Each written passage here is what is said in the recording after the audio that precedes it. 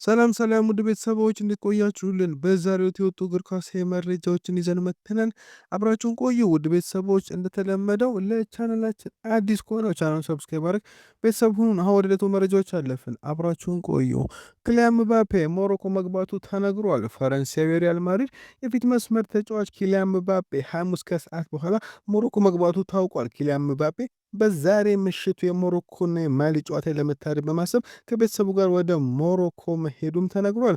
ምባፔ በጨዋታው እንዲገኝ ከቅርብ ጓደኛም አሽራፍ ሀኪሚና ከሞሮኮ ግብዣ እንደቀረበለት መዘገቡ ይታወሳል። በተጨማሪ የፒኤስጂው ተጫዋች ኦስማን ዴምቤሌው በምሽቱ ጨዋታ ላይ ሊገኝ እንደሚችልም ተነግሯል። ኡስማን ዴምቤሌ በዛሬው ዕለት ወደ ሞሮኮ ሊያቀና እንደሚችል የፈረንሳይ መገናኛ ብዙሃን በስፋት እየዘገቡት ይገኛሉ። ሊቨርፑል በዚህ ሳምንት ከአትሌቲኮ ማድሪድ አጥቂ አሌክሳንደር ሶሎት ጋር ስሙ የተነሳ ነው። አሌክሳንደር ኢሳክ ከቶተንሃም ጋር በነበረው ጨዋታ ባጋጠመው የእግር ጉዳት ምክንያት ለጥቂት ወራት ከሜዳ ውጭ ሊቆይ ስለሚችል ሊቨርፑል ተጨማሪ አጥቂ ለማግኘት ማጤን ሊኖርበት ይችላል። ሁጎ ኤኪቲኬ ከክረምት ዝውውር በኋላ በመሀል አጥቂነት ጥሩ ብቃት አሳይቷል። በእርግጥም የቀድሞ የኢንተር ተጫዋች እስካሁን ድረስ በሊቨርፑል ውስጥ ከኢሳክ የተሻለ ነው። ነገር ግን ሊቨርፑል የማጥቃት ጥልቀቱን በአጭር ጊዜ ውስጥ ቢሆን ማሳደግ ይፈልጋል። በቅርብ ጊዜ በማህበራዊ ሚዲያ ላይ ከቀረቡት አማራጮች አንዱ ሶርሎ ሲሆን ታዋቂው ሊቨርፑል ቀሪ ውድድር ዘመን በውሰት ለመውሰድ አማራጭ ሊሆን እንደሚችል ይናገራል። ሶርሎት በዚህ ውድድር ዘመን በላሊጋው ለአትሌቲኮ 8 ጨዋታዎችን ጀምሯል። ስለዚህ ተጨማሪ ጨዋታ ጊዜ ከፈለገ በጥር ዝውውሩ ሊጠቀምበት ይችላል ተብሏል። ኖርዌዩ ለዲያጎ ሲሞኒ ቡድን ባለፉት 2 ጨዋታዎች ወደ መጀመሪያ ሰልፍ ተመልሷል። ስለዚህም አሁን ለቦታው እየተዋጋ ነው ብሎም በስፔን የተከበረው ጣሊያን ጋዜጠኛ ማቴዎ ሞሬቶ ከሁኔታው በስተጀርባ ያለውን ነገር ለሬዲዮ ማርካ እንዲህ ሲል ይናገራል። የተለመደው ነገር ሶርሎት መቆየት ነው የሚፈልገው፣ ነገር ግን ጥሩ ዋጋ ከቀረበላቸው አትሌቲኮ ግምት ውስጥ ያስገባል። አትሌቲኮ ከ35 እስከ 40 ሚሊዮን ዩሮ እየጠየቀ ነው። አሁን ላይ ስለ ውሰት ውል እያስቡ አይደለም። እስካሁን ይፋዊ ግንኙነቶችም ከየትኛውም ክለብ ጋር አልተጀመሩም ሲል ተናግረዋል። ኢቫን ቶኒ በቅርብ ወራት ውስጥ ወደ ፕሪሚየር ሊግ ለመመለስ ተያይዞ ነበር። እንደ ኒውካስትል ዩናይትድ፣ ቶተንሃም ያሉ ክለቦች እንደ መዳረሻው ሊሆኑ እንደሚችሉ ጠቅሷል። ይህ በእንዲህ እንዳለ የቀድሞ ፕሪሚየር ሊግ አማካይ ጀርሜን ጄነስ አሁን አጥቂው ከቶተንሃም ይልቅ ወደ ኒውካስትል ዩናይትድ እንዲሄድ አሳስቧል።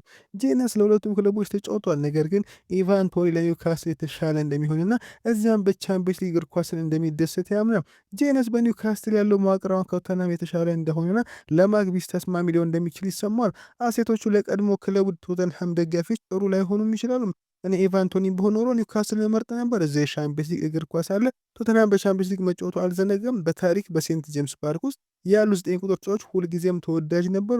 ከዚያም በተጨማሪ በኒውካስትል ያለው መዋቅር ስፐርስ አሁን ካላቸው ጋር ሲነጻጸር ትንሽ የተሻለ ነው ብዬ አስባለሁ። ታውቃላችሁ ቶተንሃም አሰልጣኝ ቶማስ ፍራንክ የቀድሞ ብሬንትፎርድ አሰልጣኝ ሲሆን በሆነ ወቅት ጫና ውስጥ ሊገባበት ወደሚችልበት ሁኔታ ውስጥ ሊገባ ይችላል። በኒውካስትል የሚጎድላቸው አጥቂ ብቻ ነው ብዬ አስባለሁ። እናም እሱ ያ ሰው ሊሆን ይችላል ብሏል። ቶተንሃም እንደ ቶኒ ያለ አጥቂ ማስፈረም ያስፈልገዋል። ዶሚኒክ ሶላንኬ በመደበኛነት ጎል ማስቆጠር አልቻለም። የእንግሊዝ ኢንተርናሽናል ጥራት ያለው ግዢ እንደሚሆን ጥርጥር የለውም። ቀደም ሲል ከብሬንትፎርድ ጋር በፕሪሚየር ሊጉ ራሱን አረጋግጧል። በሊጉ በነበረበት ጊዜ ከቶማስ ፍራንክ ጋር ሰርቷል። እንደገና መገኘት ለሁለቱም ወገኖች ተስማሚ ሊሆን ይችላል። ቶኒ ወደ ሳውዲ አረቢያ ከተዘዋወረ በኋላ አልአህሊ በ63 ጨዋታዎች 43 ጎሎችን ማስቆጠር ችሏል።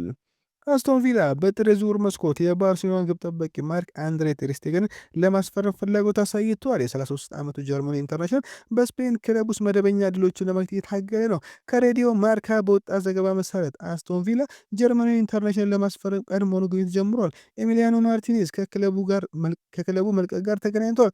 እናም የአርጀንቲና ኢንተርናሽናል ለመተካት ጀርመናዊን ማስፈረም ይፈልጋሉ ተብለዋል።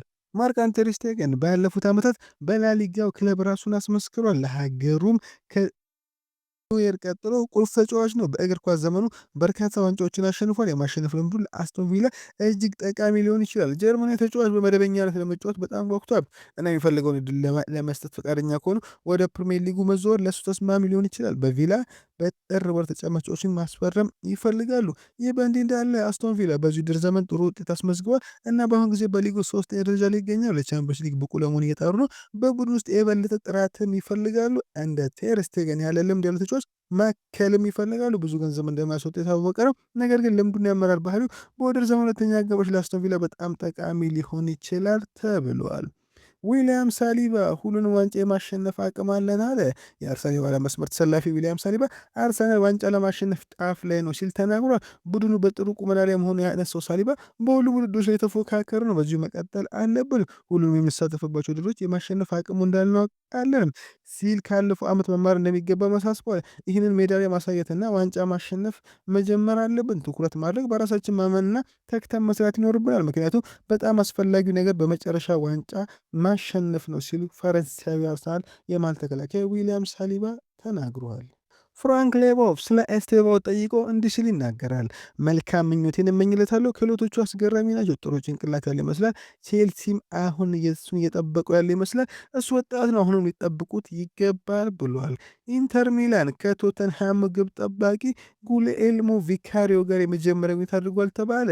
ከስፐርስ ጋር የሚደረገው ድርድር ውስብስብ እንደሚሆን ይጠበቃል ቢባልም ተጫዋቹ አሁን ላይ ወደ ጣሊያን ለመመለስ ዝግጁ ነው ሲል ስካይ ስፖርት ዘግቦታል። ባርሴሎና ኤታኤዮንግን በአፍሪካ ዋንጫ ወቅት በቅርበት እየተከታተለ ነው ተባለ።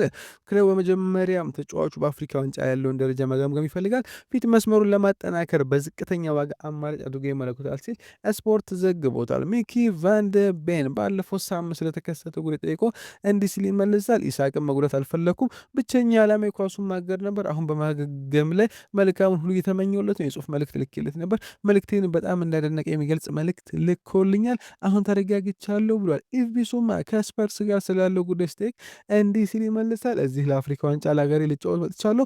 በምሽቱ ጨዋታ ላይ ተኩሯል። የቀረውን ነገር ግን አያስደስተኝም፣ ምላሾችን መስጠት አልፈልግም ሲል በብስጭት መልሷል። ኦስካር ቦ በጥር ወር ማንቸስተር ሲቲን መልቀቅ ይችላል የሰሜኑ ስምምነት ከተጠናቀቀ በኋላ ሲል ፋብሪዚዮ ሮማኖ ትናንት ተናግሯል። ጆአን ላምፖርታ የአንድሪያስ ክሪስቴንሰን ኮንትራት ለአንድ ተጨማሪ ዓመት በማድረስ ለተጫዋቹ ድጋፉን ማሳየት ይፈልጋል። ተከላካይ በቅርብ ጊዜያት ተደጋጋሚ ጉዳት ከደረሰበት በኋላ በእጅጉ በአእምሮ ተጎድቷል ሲል ስፖርት ዘግቦታል። ናታን አኬ ለባርሴሎና አማራጭ ፊርማ ነው ተባለ። ማንቸስተር ሲቲ ሁለገቡን ተከላካይ በውሰት በጥር ለመልቀቅ ክፍት ነው ተብሏል። ቼልሲ ቪቶር ሮክን ለማስፈረም እየሰሩ ነው ሲል ስካይ ስፖርት አስነብቧል። ኤሲ ሚላን ክሪስቶፈር ንኩኩን ከቼልሲ በክረምቱ ካስፈረሙ ከጥቂት ወራት በኋላ ሊሸጡት ይፈልጋሉ ተባለ። የባርሴሎና ግብ ጠባቂ ጆዋን ጋርሻ ለዓለም ዋንጫ ከስፔኑ ቡድን ውጭ ሊሆን ይችላል ሲል ላሴር ዘግቦታል። ካርሎስ ባሌባ ማንቸስተር ሲቲ በሚቀጥለው ክረምት በመሀል ክፍሉ ላይ ከሚከታተላቸው የመሀል ሜዳ ተጫዋቾች አንዱ ነው ሲል ስካይ ስፖርት ተናግሯል። ካርሎስ ባሌባ ከአንድ ዓመት በፊት በጥርም ማንቸስተር ሲቲ በጥብቅ እንደሚፈልገው ይታወሳል። አርሰናል በክለብ ብሩጅ አሌክሳንደር ስታንኮቪች ላይ ትልቅ ፍላጎት እያሳዩ ተባለ። መድፈኞቹ የዓመቱን ተጫዋች አቅምና ምክ ችሎታን ያደንቃሉ። ሆኖም ግን ኢንተር ሚላን በሚቀጥለው ክረምት 23 ሚሊዮን ዩሮ ብቻ ከፍሎ የቀድሞ ተጫዋች የመመለስ አንቀጽ እንዳለው ተሰምቷል። ኤታን ንዋኔሪ በብዙ የአውሮፓ ትላልቅ ክለቦች በተለይ በእንግሊዝና በጀርመን የሚገኙ ቡድኖች የተከተሉት መሆኑን የሚያውቅ ተጫዋች ነው። ተጫዋቹ በክረምት ወቅት ሊወጣ እንደሆነ ይገመት ነበር። ነገር ግን በመጨረሻም ክለቡ አዲስ ውል እንዲፈርም በማሳመን ቆይቷል። አሁን ንዋኔሪ በውሰት የማድረግ ዕድሉ ከፍተኛ ነው ተባለ። ፌርሚን ሎፔዝ የቻምፒዮንስ ሊግ ፍጻሜ ለመድረስ ባለፈው ዓመት ሰከንዶች ቀርቶ ነበር። በዚህ ዓመት የቻምፒዮንስ ሊግ ዋንጫን ለማሸነፍ ዝግጁ ነን ብዬ አስባለሁ ብሏል። ማንቸስተር ዩናይትድ ቡድናቸውን ለማጠናከር ያለውን እድል ለማሰብ ዝግጁ ናቸው። እናም ትኩረታቸው በመሀል ሜዳ ሊሆናል ተብሎ አትሌቲኮ ማድሪድ አማካይ ፓብሎ ባሪዮስን በአሞሪም እና ማንቸስተር ዩናይትድ አድናቆትን አግኝቷል ሲል ዲን ጆንስ ዘግቦታል። ቼልሲ በሚቀጥለው ክረምት ከአትሌቲኮ ማድሪድ ጁሊያን አልቫሬዝን ለማስፈር 132 ሚሊዮን ፓውንድ ጥያቄ ሊያቀርቡ ነው ተባለ።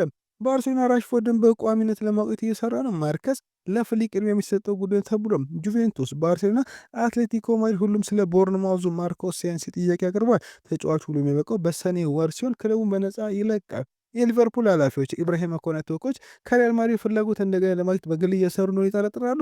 ፈረንሳዊ ተከላካይ በቀጣይ ክረምት ለስፔኑ ክለብ እንደ ተስማሚ አማራጭ ተደርጎ ይታያል ሲል ዲንጆን ዘግቦታል። ሃርቪ ኤሊዮት ሊቨርፑል እሱን ለማቆየት ወይም ሌላ ውሰት ለማዘጋጀት ከመወሰኑ በፊት ሊቨርፑል እንደገና ሊቀላቀል ይችላል። በዚህ ውድድር ዘመን ለሊቨርፑልና ለአስቶን ቪላ ስለተጫወተ በፊፋ ሕግ መሰረት ወደ ሶስተኛ የአውሮፓ ቡድን እንዳይቀላቀል ይከለክሏል ሲል ፋብሪዚዮ ሮማኖ ዘግቦታል። ቪቲኒያ ከ2026 በፊት ለክለቡም ሆነ ለሀገሩ ትልቅ ምኞቱን እያሳየ ነው። ፍጹም ዓመት ነበር ያሳለፈው። ነገር ግን የበለጠ ከፍ ያለ ግብ እያወጣ ሆኖ በክለብ ደረጃ ያንን ጨዋታ ማሸነፍ እንፈልጋለን፣ በእርግጥ የዓለም ዋንጫም ትልቁ ግቤ ነው ብሏል። ሪያል ማድሪድ ኮንትራቱ በዓመቱ መጨረሻ ከሚያልቀው ከዴቪድ አላባ ጋር ለማለት ታቅዷል። የተከላካይ መስመር ችግሮች የተባባሱና የሩዲገርም ኮንትራት በዓመቱ መጨረሻ የጠናቀቀ በመሆኑ ክለቡ በመጪው የዝውውር መስኮት አዳዲስ ተከላካዮችን ኢላማ እያደረገ ነው ተባለ። ሩበን አሞሪም ኮቢ ማይኖ የማንቸስተር ዩናይትድ የወደፊት ዕጣ ፈንታ ነው ሲል ተናገረ። ቶተንሃም ለጥር ዝውውር እስከ 150 ሚሊዮን ፓውንድ አዘጋጅቷል ሲል ዘ ሰን ዘግቦታል። ፋብሪዚዮ ሮማኖ አክሴል ዲሳሲ ለባርሴሎና ቀርቧል፣ ነገር ግን ለመልቀቅ ብቸኛው መንገድ ቋሚ ዝውውር ነው። ዲሳሲ ቼልሲን በውሰት መልቀቅ አይችልም። ዲሳሲ አሁንም በቼልሲ ከፍተኛ ደሞዝ የተከፈለ ነው፣ ምንም እንኳን ከቡድን ውጭ ቢሆንም ብሏል። እንዲሁም ሮማሊዮና ፓሪስን ፍላጎት አላቸው ብሏል። አሞሪም ስለ ካዜሚሮና ማጓየር ኮንትራቶች ምንም አይነት ውሳኔ አልተወሰነም። ብዙ የምናደርገው ነገር አለ። በሚቀጥለው ውድድር ዘመን ምን እንደሚሆን ማወቅ አለብን ያለ ሲሆን አሞሪም ቀጥሎም ስለ ጥር ፊርማ ጠይቆ በጥር ወር ብዙ ጨዋታዎች አሉ ባሉን ቀጥለን የክለቡ የወደፊት ዕጣ ፈንታ የሚወክል ተጫዋች የማስፈረም እድል ካገኘ ይመጣል ብሏል። ዲዮማንዴ ወኪል ከማንቸስተር ጋር ሰሚው ዝውውር ውሎችን ለማየት ወደ እንግሊዝ የተጓዘ ነው ተባል። ሊቨርፑልም ከወኪሉ ጋር ለመነጋገር ዝግጁ ናቸው ሲል ኢንዲካይላ ዘግቦታል። ጁቬንቱስ በሳንድሮ ቶናሊ ለመለወጥ ጆናታን ዴቪድን ለማካት ዝግጁ ነው። ኒውካስትል ቶናሊ ለመሸጥ ፈቃደኛ በለው ለንግግር ክፍት ነው። ኤሲ ሚላንም የቀድሞ ተጫዋች ሁኔታውን የተከታተለ ነው ተባለ። ማንቸስተር ዩናይትድ ከኮነር ጋላገር ወኪሎች ጋር ግንኙነቶችና ውይይቶችን ማድረጋቸውም ቀጥሏል ሲል ፋብሪዚዮ ሮማኖ ተናግሯል። ውድ ቤተሰቦች ለዛሬ የነበረው ቆይታ በዚያ በቃ። መልካም ቀን